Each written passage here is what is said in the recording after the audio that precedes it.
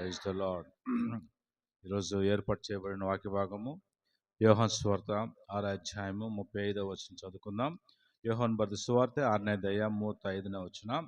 ఈరోజు క్లుప్తంగా దేవుని వాక్యాన్ని మనం ధ్యానించుకుందాం.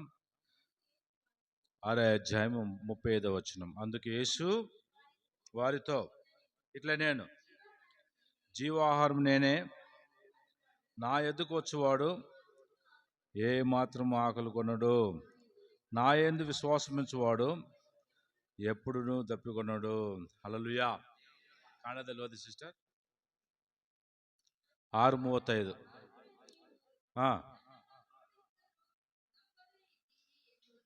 35. ನಾನೇ ಜೀವಾಹಾರವು.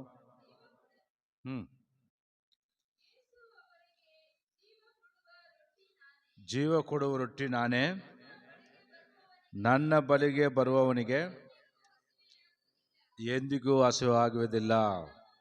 భుజించుటకు పరలోకం నుండి ఆయన ఆహారం వారికి అనుగ్రహించాను.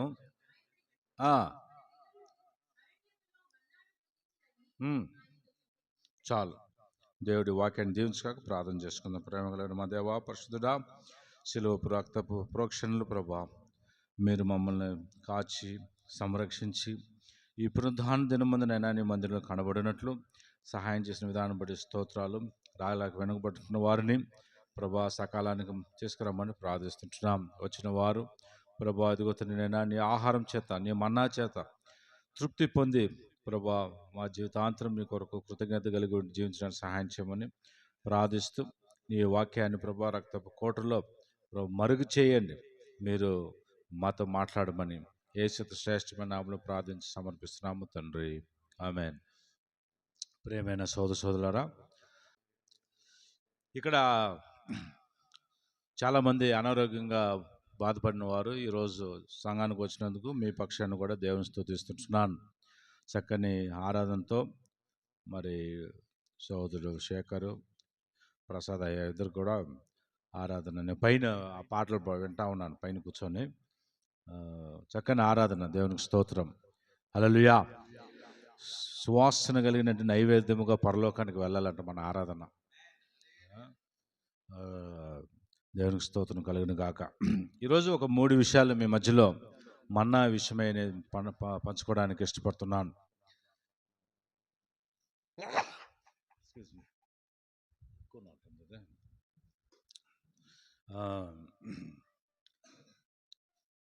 యేసు ప్రభు వారు ఆయన భూలోకం నందు జీవించేటప్పుడు ఆయన తన శిష్యులకు, ప్రజలను అందరం చూసి ఆయన ఈ మాట చెప్పాడు, నేనే జీవాహారమును నేనే మరి అని యేసు ప్రభు వారు చెప్పినట్లు మనం చూస్తున్నాం. ఆయన రొట్టె, ನಾನು ಜೀವ ಕೊಡುವ ರೊಟ್ಟೆ ಎಂಬುದಾಗಿ ಹೇಳಿದ್ದಾರೆ. మీ పితరులు మన్నా తిని వారు మరణించారని 31వ వచనంలో మనం చూస్తున్నాం. పాత నిబంధనలో ఇశ్రాయేలీలు ఐగుప్తు దేశాన్ని వదిలేసి వాగ్దాన భూమికి వస్తున్న సమయంలో కాదేశ్ బర్నియా అనే స్థలంలో వారికి 40 సంవత్సరాలు వారు ప్రయాణంలో, నేను ఈజిప్ట్ దేశానికి వెళ్ళినప్పుడు ఇశ్రాయేలు గోషెన్ అనే ప్రాంతంలో నుండి వాళ్ళు ఎలా ప్రయాణం చేశారో నేను కూడా జీప్ తీసుకొని అలానే ప్రయాణం చేసుకుంటూ వచ్చాను. హల్లెలూయా. ఆ ప్రయాణం ఎటువంటిదంటే 420 సంవత్సరాలు బానిసత్వంలో ఉన్నంటే ఇశ్రాయేలీలు మరి మోషే అని దేవుడు ఏర్పాటు చేసుకొని ఆయన వారిని విడుదల చేసి ఆయన నాయకత్వంలో మరి దేవుడు అబ్రహాముకు వాగ్దానం చేసినట్టు భూమికి నడిపించడానికి దేవుడు నిర్ణయించుకున్నప్పుడు వారు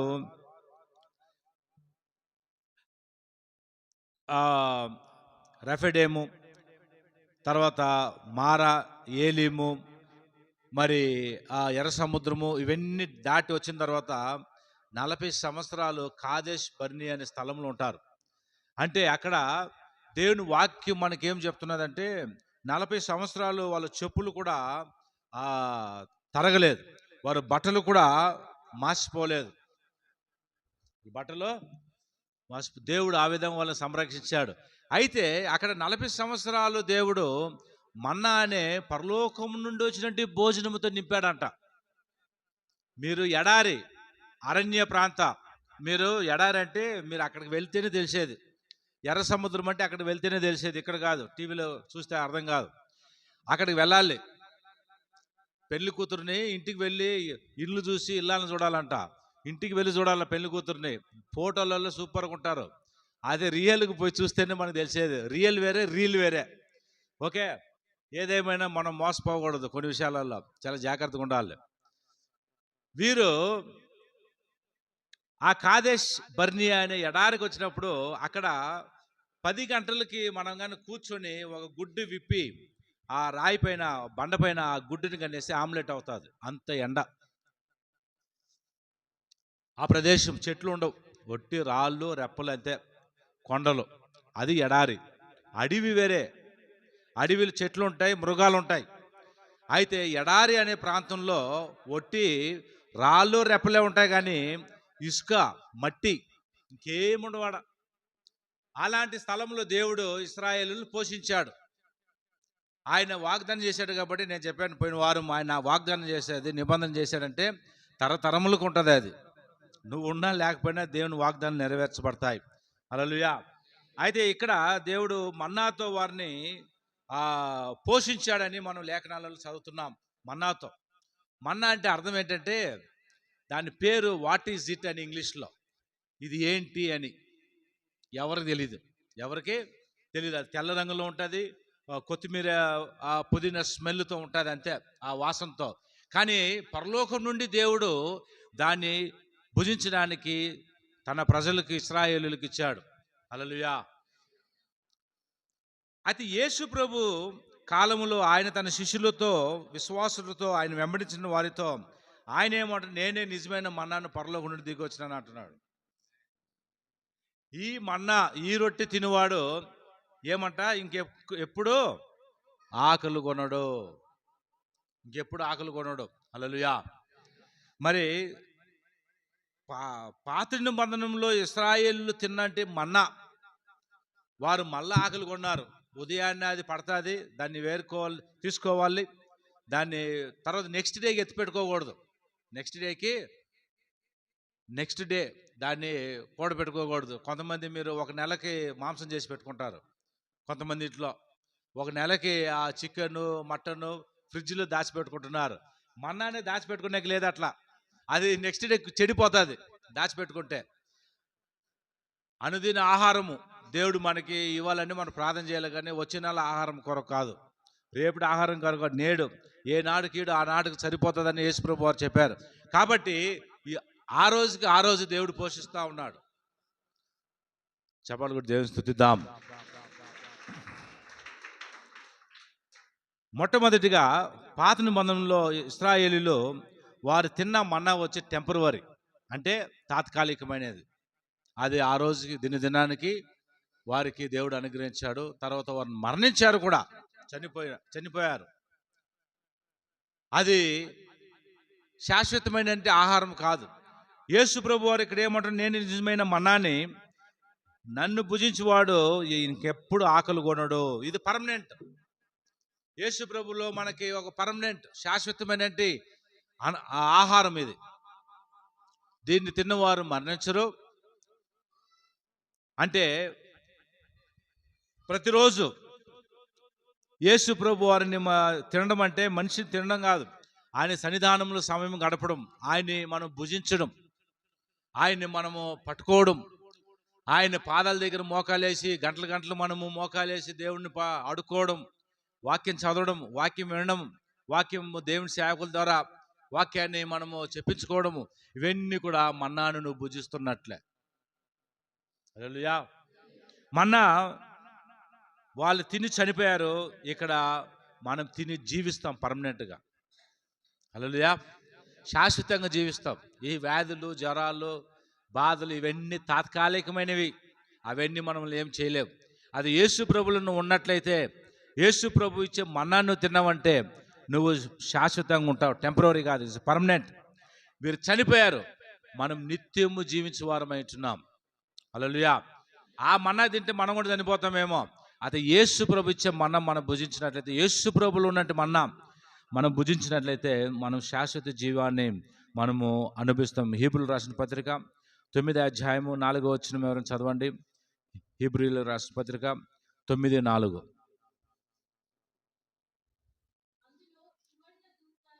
ఆ.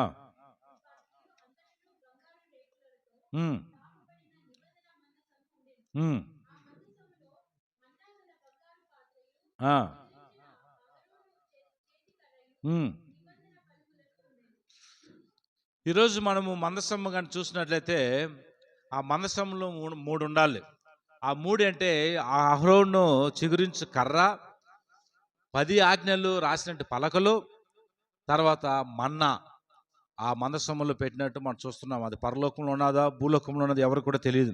యేసుప్రభు కాలంలోనే శిష్యులు కూడా దాని గురించి అడగలేదు యేసుప్రభు వారిని.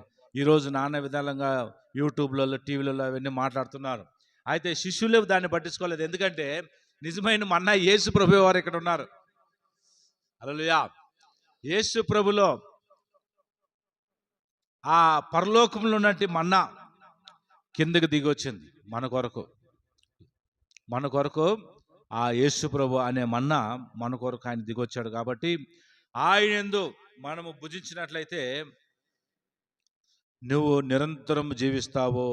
అది ఏంటి అనేది ప్రజలకు అర్థం కావడం లేదు. ఆ రోజులలో మన్నా, పాత నిబంధనలో మన్నా అనేది ఎవరికి అర్థం కాల. దాని రంగు చూశారు, తెల్ల రంగు, కొత్తిమీర స్మెల్, వాసన. అయితే దాన్ని భుజించారు, తృప్తి పొందారు. కానీ నెక్స్ట్ డేకి వెయిట్ చేయాలి. అది ఇక్కడ యేసు ప్రభు వారు ఇచ్చే మన్నా అది శాశ్వతంగా నువ్వు ప్రతిరోజు నువ్వు భుజిస్తున్నట్లయితే పరలోకంలో ఆయనతో పాటు ఉండే వరకు ఈ లోకంలో నువ్వు ఆయన ఇచ్చే మన్నాను భుజించినట్లయితే నువ్వు శాశ్వతంగా జీవిస్తావు. నీకు మరణం అనేది ఉండదు. హల్లెలూయా. చెప్పాలి, దేవుని స్తుతిద్దాం. సాతానుడు ఏం చేస్తాడంటే మనకి భయాన్ని కలిగజేస్తాడు, కన్నీళ్ళని తీసుకొస్తాడు, బాధలను తీసుకొస్తాడు. అవన్నీ తాత్కాలికమైనవి. అవన్నీ ఈరోజు ఉంటాయి, రేపు వెళ్ళిపోతాయి. అయితే నువ్వు యేసు ప్రభుతో మన్నాను అనుభవించినట్లయితే నాకు ఒకసారి నేను కాలేజ్ చదివే రోజులలో నాకు పాకెట్ మనీ కావాల్సి ఉండింది చదువుకోవడానికి. నా ఫీజు 300 రూపాయలు నెలకి. ఆ ఫీజు కట్టి మళ్ళా 200 రూపాయలు కావాలి. 200 రూపాయలు ఆ నెలకి ఆ జాన్సన్ మార్కెట్లో రొట్టెలు మాంసం తినాలంటే 200 రూపాయలు కావాలి నెలకి. అది ఒకేసారి 5 రొట్టెలు తినేవాడిని. 5-7 రొట్టెలు, 5 నుండి 7 రొట్టెలు తినేవాడిని. అయితే దాన్ని సంపాదించుకోవడానికి ఉద్యోగం లేదు కాలేజీలో ఉద్యోగం లేనప్పుడు మా ప్రెసిడెంట్ అడిగారు, ఒక ఉద్యోగం ఉంది, ఎవరైనా కాలేజీలో వాచ్మెన్ పని చేస్తారా, రాత్రులలో ఉండాలి వాళ్ళని, దానికి ఎంత ఇస్తారని అడిగాను నేను. ఎంత ఇస్తారంటే 200-250 రూపాయలు మా ప్రెసిడెంట్ గారు చెప్పారు. అప్పుడు నేను చెప్పాను 500 రూపాయలు ఇస్తే నేను ఉంటాను సార్ అన్నాను. అప్పుడు నా ఫీజు, నా పాకెట్ మనీ 2 సరిపోయింది. ఎందుకంటే అమ్మని, నాయన్ని, అన్నదమ్ములు ఎవరిని 1 రూపాయి అడగలేదు, అడగను కూడా చనిపోయే వరకు ఎవరిని. కావాల్సింటే కమలమ్మ, రతనమ్మ వీళ్ళంటి వాళ్ళని అడుగుతాను, టీ తీసుకొచ్చి ఇవ్వండి అని. కానీ డబ్బులు మాత్రం అడగను. ఏం మీరు ఇట్లా కోమలో ఉన్నట్టున్నారు? చెప్పాలి కూడా, దేవుని స్తుతిద్దాము. ఆయన మందిరంలో మనం ఆనందంగా ఉండాలి. ఆయన ఒప్పుకున్నాడు ప్రెసిడెంట్. ఒప్పుకుంటే అప్పుడు నా ఫీజు కవర్ అయిపోయింది, నా పాకెట్ మనీ కవర్ అయిపోయింది. నేను బాస్కెట్బాల్ ప్లేయర్, ఫుట్బాల్ ప్లేయర్. ఆకలి ఎక్కువ. యవనొస్తున్నప్పుడు 17, 18, 19 వయసు. ఇప్పుడు చూస్తే మనోళ్ళు కోళ్ళు కాళ్ళు ఉన్నట్టున్నారు మన యవనస్తులు. అప్పుడు అట్లా తినేవాడిని. ఏం చేస్తావు? హల్లెలూయా. మా అక్క అనేది, వీడు ఏంటి బకాసుపురలాగా తింటాడు, ఏం చదువుతాడు వీడు అనేవారు. అందరూ అక్కడ ఉన్నారు కేజీఎఫ్లో. ఏం కమలమ్మ ఏమనే మా అక్క, పెద్ద అక్క, వీడు భీముడు బకాసురుడు, వీడు ఇంత తింటాడు, ఏం చదువుకుంటాడు, ఇంకా స్కూల్కి పోయి బడికి పోయి అనుకో. నేను అనేవాడిని, తింటే కదమ్మా చదువుకోవడానికి, ఆకలిది ఎవరు చదువుకుంటారు? ఏదేమైనా ఆ వాచ్మెన్ డ్యూటీ చేశా. వాచ్మెన్ డ్యూటీ చేసినప్పుడు ఎందుకు చేశానంటే డబ్బులు సంపాదించుకోవడానికి ఒకటి, రెండేది చదువుకోవడానికి. రాత్రులలో క్లాస్ ఫస్ట్ వస్తున్నాను అన్నిట్లో. ఎవరికి అర్థం కాలేదు ఎందుకు వస్తున్నానని, ఎందుకంటే రాత్రులలో చదువుకునేవాడిని. హల్లెలూయా. చదువుకొని ఫస్ట్ క్లాస్ వస్తున్నాను, తర్వాత డబ్బులు కూడా వస్తున్నాయి. అయితే ఒక రాత్రి ఏమైందంటే, ఎవడు వాచ్మెన్ డ్యూటీ చేయడానికి భయం కాలేజీలో. నాకు తెలియలా ఎందుకని. రాత్రి గేట్ వేసేసాను, మెయిన్ గేటు. 500 మంది ఉన్నారు కాలేజీలో.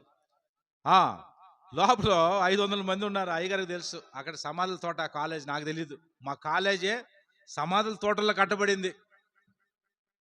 అయితే ఒక రాత్రి నేను వాచ్మెన్ డ్యూటీ చేస్తున్నప్పుడు, ఒక రాత్రి అన్ని తాళాలు వేసిన, 2 తాళాలు, పెద్ద చైన్ కట్టాను మెయిన్ గేటుకి.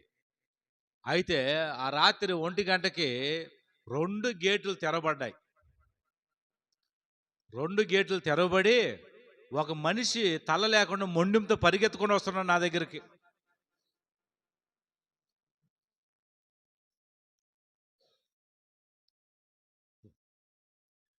నాతో ఒకడు నార్త్ ఈస్ట్ వాడిని పెట్టుకొని ఉన్నా, మణిపూర్ వాడిని. వాడు లుంగి గింగి వదిలేసి పరిగెత్తిపోయాడు.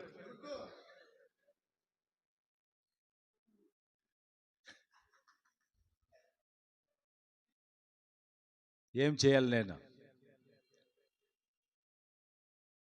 హల్లెలూయా. వాడు నా కళ్ళారు చూసాను దయ్యాలని. అందుకే మీలో దయ్యాలు ఉంటే ఈజీగా పట్టేస్తాను నేను. ఇక్కడ ఉన్నారు, 2-3 ఉన్నారు.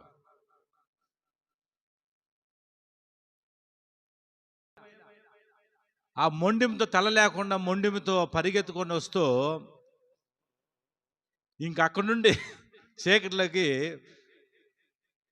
ఆ లైట్స్ ఉన్నాయి డామెటరీలో, ఆ లైట్స్ దగ్గరికి పరిగెత్తిపోయేవాడిని. ఇంకొక రోజు ఇంకెవరు వాచ్మెన్ పని చేయడానికి లేదు, నేను చేయాలి. ఎందుకంటే నేను డబ్బులు తీసుకుంటున్నాను కాబట్టి. నేను ఏదో ఎవరైనా మీరు కూడా ఎక్కడైనా పనులు చేస్తే డబ్బులు తీసుకున్నారంటే దానికి న్యాయం చేయండి, లేకపోతే అది జీర్ణం కాదు మీకు. నమ్మకంగా చేయాలా ఆ డబ్బుకి, దానికంటే ఎక్కువ పని చేయాలి మనం. అయితే నెక్స్ట్ డే ఇంకొక 2-3 డేస్లో, అంటే సాతానుడు ఏ విధంగా మనం మోసపరుస్తానని దాని కొరకు చెప్తున్నాను నేను. ఒకరోజు 4వ ఫ్లోర్ నుండి రాళ్ళు, ఈ రాళ్ళు ఉన్నాయి కదా, ఈ జల్లి రాళ్ళు, ఆ రాళ్ళు పడతాయి నా పక్కన 4వ ఫ్లోర్ నుండి. అయితే అది కానీ తలకి మీద పడితే చీలిపోతాయి తలలో. అయితే నేను ఒకడికి ఏం చెప్పానంటే, రేయ్, రాళ్ళు పడే టైంలో నువ్వు 4వ ఫ్లోర్లో 3వ ఫ్లోర్ నుండి టార్చ్ తీసి పరిగెత్తిపో పైకి అని ఒకడు చెప్పాను. చెప్తే వాడు పరిగెత్తిపోయాడు. 1 గంట, కరెక్ట్గా 1 గంటకు జరగద్దు ఇది.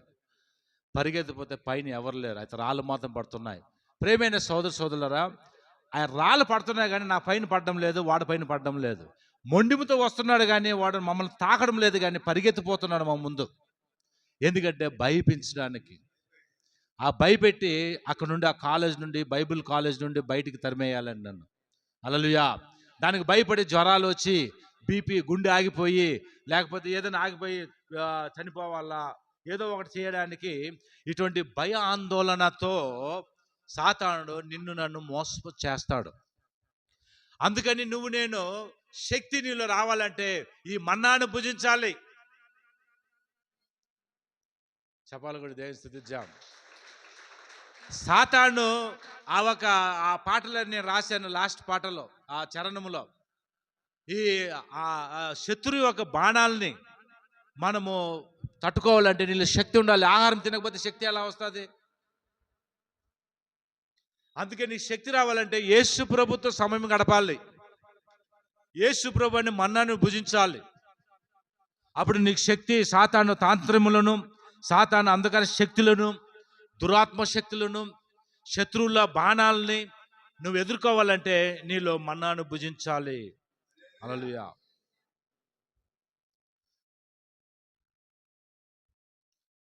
ఒక టెస్ట్ మీకు, మీరు మన్నాను భుజిస్తున్నారా లేదనేది ఒక టెస్ట్. ఏంటంటే ఎంతసేపు ప్రభుత్వం మీరు సమయాన్ని గడుపుతున్నారు, ఎంతసేపు మీరు టీవీల ముందు కూర్చుంటున్నారో నాకే తెలియదు, కానీ ఎంతసేపు మనము మొబైల్ ముందు కూర్చుంటున్నాం. ఛాలెంజ్ సాతానుడు తీసుకొస్తాడు అవన్నీ. మీకు మొబైల్స్, మీకు టీవీలు, మీకు ఏదేదో ప్రోగ్రామ్స్ అవన్నీ తీసుకొస్తూ ఉంటాడు. న్యూస్ పేపర్లు, తర్వాత పుస్తకాలు, ఈ లోకం కూడినట్టు ఆటపాటలు, లోక సంబంధమైనవి, వాటిని తీసుకొచ్చి మనం ఆటంకం చేస్తూ ఉంటాడు. మన్నాన్ని తినకుండా, భుజించకుండా. నువ్వు వాల్యూ యేసు ప్రభుని ఉన్నతమైన ప్రధానత దేవునికి ఇవ్వాలి. హల్లెలూయా. ఆయనకి నువ్వు వాల్యూ ఇచ్చి ఆయన తిన్నవంటే ఒకరోజు ఎప్పుడు వరకు అంటే ప్రకటన గ్రంథం 2:17 2:17 చూడండి. ప్రకటన 2:17 2:17 ప్రకటన 2:17 సంఘములతో ఆత్మ చెప్పుచున్న మాట చెవి గలవాడు వినుగాక. ఎవరు ఏం చేయాలంటే మనము జయించువానికి మరుగై ఉన్న మన్నాను జీవింపనెత్తును. చపాలు కూడా దేవుని స్తుతిద్దాం. ఈ లోకంలో ఆధ్యాత్మికంగా యేసు ప్రభు వారిచ్చి మన్నాను భుజిస్తూ మనం జీవించాలి. ఎందుకంటే సాతాను తాంత్రములను ఎదుర్కోవడానికి,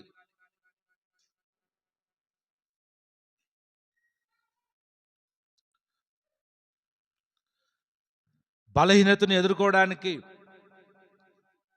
వ్యాధులను ఎదుర్కోవడానికి. నేను ఉదయాన్నే ఒక వీడియో పెట్టాను గ్రూప్లో. ఒక ఆయన సహోదరుడు బ్రదర్ భక్త సింగ్ గారి దగ్గర ఆయన మంచి పరిచర్యలు చేసేవాళ్ళంట. ఆయన కామిరులో వచ్చి చాలా బాధపడేవాడు, రాల సంఘానికి. ఆతను తుంబ అస్వస్థదಲ್ಲಿದ್ದಾರೆ. మనోళ్ళకు ఊరకు తల తిరిగినా రారు చర్చికి. ఒక జీవనంలో ఒక అవ్వొచ్చింది నా దగ్గరికి. సార్ రమేష్ సార్, నాకు తల తిరుగుతుంది. అమ్మ తల ఇంట్లో పెట్టి రాకూడదన్నా అన్న. తల తిరుగుతుందంట ఈమెకి. హల్లెలూయా. చర్చికి ఎందుకు రాలేదంటే ఏమంటుంది ఆమె? తల తిరుగుతుందంట. హల్లెలూయా. సంఘానికి మరి రాలేదు ఆమె జీవనెలలో. మనము సాధారణంగా ఒక చిన్న ఒక సూది బాధ అయినా మనము చర్చిలకు రాకుండా ఉంటాం. రెడ్డి పోయిన వారము టైఫాయిడ్ నుండి రాలేకపోయాడు. మేజర్ ప్రాబ్లం అయితే పర్వాలేదు. చిన్న వాటికి చాలామంది చుట్టాలు వచ్చారని, మేము అక్కడికి వెళ్తున్నాము ఇక్కడికి వెళ్తున్నాము అని చాలామంది కుంటి సాగులు చెప్పి రాకుండా ఉంటారు. దేవునికి తెలుసు మీరు ఉదయం. ఏదేమైనా ఈ వ్యక్తి కామెరులు ఉన్నాయి. కామెరులు వస్తే ఎట్లా ఉంటారు తెలుసా? చూసారా జనాల్ని? ఎట్లుంటారు? కళ్ళన్నీ పచ్చగా అయిపోయి భోజనం తినకుండా వాళ్ళు సాగు బతుకులతో ఉంటారు. ఆ రోజుల్లో మందులు లేవు. బ్రదర్ భక్త సింగ్ గారు ఫోన్ చేశారంట ఆయనకు ఉదయాన్న, బ్రదర్ మందిరానికి రాండి అని. బ్రదర్ ఈ స్థితిలో నేను రాలేను, నేను ఎలా వచ్చాను? బ్రదర్ మీరు లేచి రాండి పర్వాలేదు అన్నాడంట. ఎవరు? బ్రదర్ భక్త సింగ్ గారు. ఆయన పేరు మర్చిపోయిన, ఆయన సేవకుడి పేరు. అంటే బ్రదర్ నేను నడవలేను, నా పరిస్థితి బాగలేదు, నేను రాలేను మందిరానికి. మళ్ళీ బలవంతం చేశాడంట, బ్రదర్ నువ్వు రావాలని.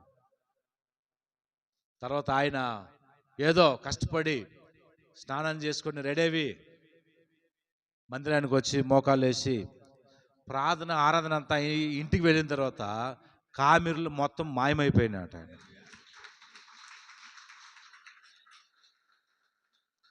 ఆయన మాటలో స్వస్థత ఉన్నది, ఆ మందిరంలో స్వస్థత ఉన్నది, ఆయన మందిరంలో ఆరోగ్యం ఉన్నది, ఆయన మందిరంలో ఆశీర్వాదం ఉన్నది, ఆయనలో మనకు ఆశీర్వాదం ఉంది, ఆయనలో ఆయన ఇచ్చే మన్నాలో మనకి జీవం ఉన్నది. హల్లెలూయా. ఈరోజు చాలామంది క్రైస్తవులు సంఘం పైన అలుగుతున్నారు. నాకు అర్థం కాల. ఇక్కడ నాకు కాయలు తెచ్చుకొని నొప్పులు తెచ్చుకొని లోన్లు తీసి మనము అందరినీ రౌడీల్ని బీబీఎంపీలని అందరినీ ఒక డామినేట్ చేసుకొని మనం చేసుకుని ఒక చిన్న మందిరం కావాలా నా ప్రజలకి అని నేను బాధతో, రత్నమ్మకి రెడ్డికి తెలుసు ఎన్ని రోజులు వచ్చి ఇక్కడ మోకాలేసి ప్రార్థన చేసేవాడిని ఏమి లేనప్పుడు. అయితే చాలామంది ఇప్పుడు సంఘం గురించి, ఆ సంఘం సరిలేదు, ఏసఐ చర్చ్ బాగలేదు, రేపు ఏసఐయే బాగలేదు అంటారు. నరకానికి పోయేవాళ్ళు వీళ్ళు నరకానికి వెళ్ళేవారు. వాళ్ళ గురించి మనకు వద్దు. కానీ నా ప్రేమైన సోదరులారా, ఆ జీవం కలిగినటువంటి మన్నాన్ని భుజించడానికి మనము యేసు ప్రభు దగ్గరకు ఉండాలి. ఎందుకంటే సాతాన్ని జయించడానికి ఒక్కరు వచ్చిన ఆరాధన చేస్తాను, 100 మంది వచ్చిన ఆరాధన చేస్తాను. అందరు చేయి వదిలేసి వెళ్ళిపోయారా, నేను నా భార్య బిడ్డలు వచ్చి ఇక్కడ మా ప్రార్థన చేసుకుంటాము. ఎందుకంటే అది ఆయన ఆలయం, నాది కాదు. ఇక్కడ పిల్లలు అంతా పైన గోల్ చేస్తారు. రెడ్డికి చెప్పాను, ఎవరిని కొట్టద్దు, అందరు చర్చ అంతా మీదే, ఏమైనా చేసుకోండి, ఇది మందే. మీ ఇచ్చిన కానుకలు, మీరు చేసిన పని, ఇది నాది ఒక్కడిదే కాదు, అందరిది. మంది అనాలి మీరు. ఏసై చర్చ్ ఎవరిది? ఏసై చర్చ్ మందే. హల్లెలూయా. ఈ చర్చిలో మనకి మన్నాను భుజించడానికి రావాలి. జీవం కలిగిన మన్నాను భుజించడానికి యేసు ప్రభువులో సమయం గడపాలి, ఎక్కువ సమయం గడపాలి దేవునితో.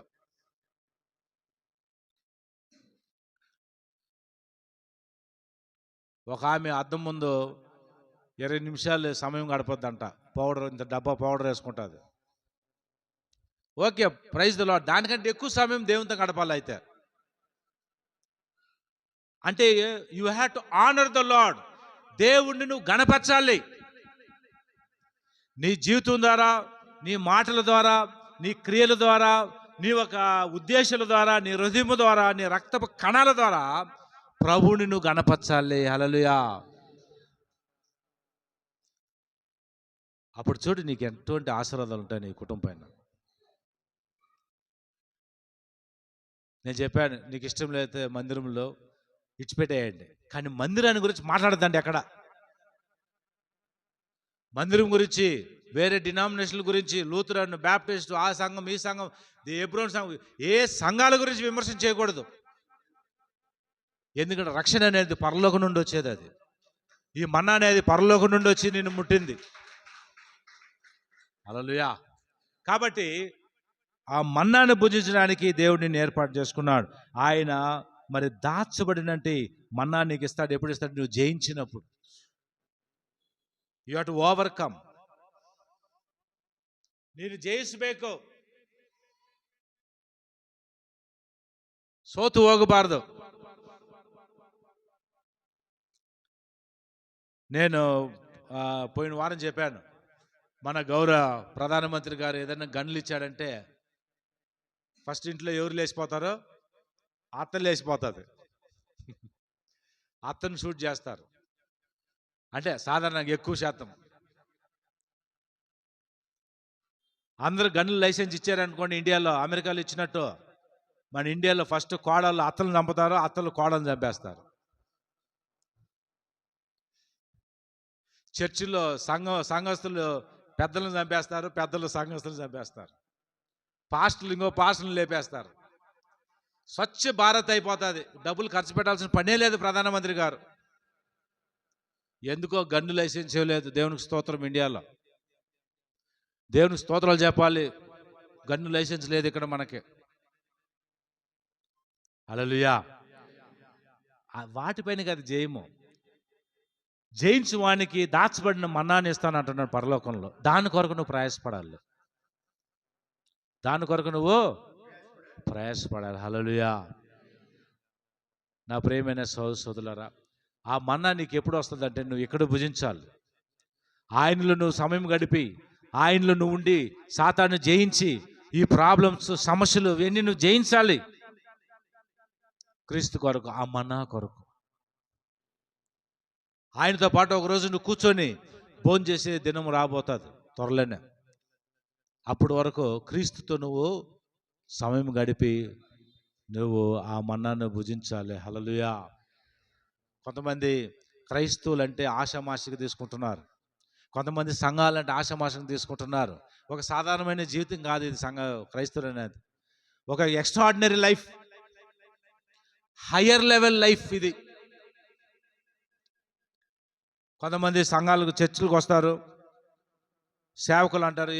ఏం పని మీరు చేసేదంటే మేము సేవకులం అంటారు.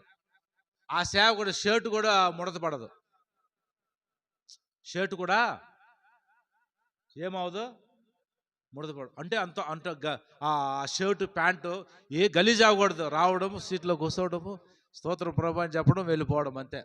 ఏం పేరు ఆయన పేరు? సేవకుడు. No no, it's not, is not సేవకుడు. హల్లెలూయా. చాలా మంది మనం అటువంటి వారం కాదు, మనం హయ్యర్ లెవెల్ పీపుల్, ప్రభువును గణపరిచే వారమి. అది ఏదేమైనా సరే.